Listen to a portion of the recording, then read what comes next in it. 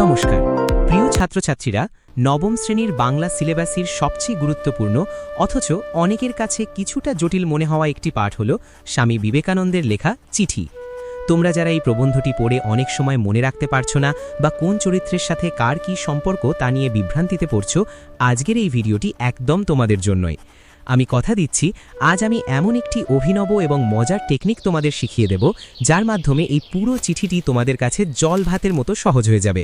তাই ভিডিওটি স্কিপ না করে একদম শেষ পর্যন্ত দেখো, কারণ শেষে তোমাদের জন্য থাকছে একটি বিশেষ সারপ্রাইজ নোটস বা পিডিএফ।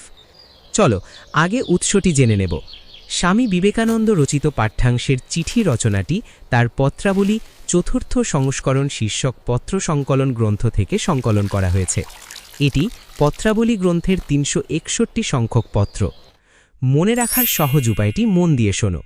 একটি ছোট বাগান। ভাবো, স্বামীজি একটি বাগান তৈরি করছেন ভারত, আর সেখানে সাহায্য করতে আসা মানুষগুলো হল সেই বাগানের মালি। প্রধান মালি স্বামী বিবেকানন্দ, যিনি পুরো বাগান দেখাশোনা করছেন। সবচেয়ে প্রিয় ফুল নিবেদিতা বা নোবেল, যিনি বাগানে সবচেয়ে বড় ভূমিকা নেবেন। নিরাপত্তার বেড়া সেভিয়ার দম্পতি, যারা বাগানের সুরক্ষা দিচ্ছেন। সার ও জল মিসেস বুল ও ম্যাকলাউড, যারা অর্থ ও সাহায্য দিয়ে বাগান বড় করছেন। বাইরের বন্ধু স্টার্ডি, যিনি দূর থেকে বাগানের কথা প্রচার করছেন। আগাছা মিস মুলার, যিনি একটু অস্থির, তাই স্বামীজি তাকে নিয়ে সাবধানে থাকতে বলেছেন, কারণ আগাছাতে শনিয়ে রাখাই ভালো। কি করে দেখো, পুরো প্রবন্ধটির বিষয়বস্তু সংক্ষেপে তোমাদের কাছে জলের মতো স্বচ্ছ দিচ্ছে।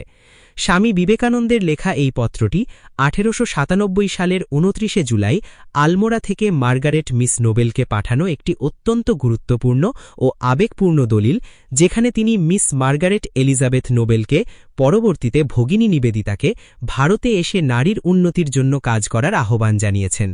এই চিঠিতে স্বামীজি যেমন ভারতের তৎকালীন কঠিন বাস্তবতা, প্রতিকূল পরিবেশ এবং সামাজিক কুসংস্কারের কথা অত্যন্ত সততা ও সাহসের সাথে মিস নোবেলের কাছে তুলে ধরেছেন, তেমনি তাকে নিজের পায়ে দাঁড়িয়ে কাজ করার জন্য মানসিকভাবে প্রস্তুত হতেও সতর্ক করেছেন। তিনি মিস নোবেলকে প্রতিশ্রুতি দিয়েছেন যে কোনো পরিস্থিতিতেই তিনি তার পাশে থাকবেন, এমনকি মিস নোবেল যদি কাজ ছেড়ে চলে যান তবুও তাদের সম্পর্ক অটুট থাকবে। এই চিঠির মাধ্যমে একটি আত্মত্যাগী এবং দূরদর্শী শিক্ষকের সাথে তার শিষ্যার সেই ঐতিহাসিক সম্পর্কের সূচনা হয়েছিল, যা পরবর্তীকালে ভারতের নারী শিক্ষার প্রসারে এক যুগান্তকারী অধ্যায়ের সৃষ্টি করে।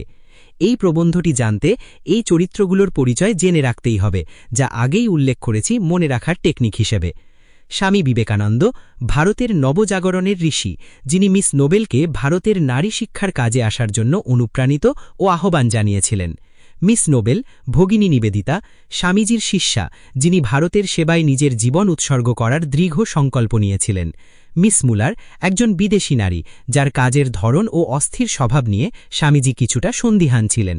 সেভিয়ার দম্পতি স্বামীজির অকৃত্রিম ভক্ত ও ইংরেজি দম্পতি, যারা স্বামীজির ইচ্ছা অনুযায়ী মায়াবতী অদ্বৈত আশ্রম প্রতিষ্ঠা করেছিলেন।